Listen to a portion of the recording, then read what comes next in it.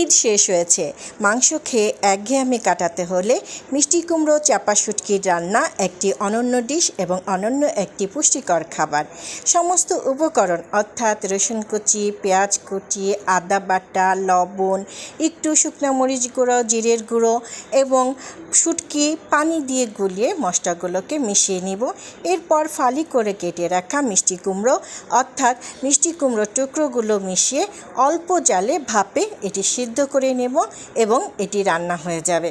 মিষ্টি কুমড়া এবং শুটকি দুটি উৎকৃষ্ট মানের খাবার এবং বিশেষ করে শুটকি একটি উৎকৃষ্ট মানের প্রোটিন, ক্যালসিয়াম, আয়রন, জিঙ্ক সহ এটি রক্তের হিমোগ্লোবিনের মাত্রা বৃদ্ধি করে।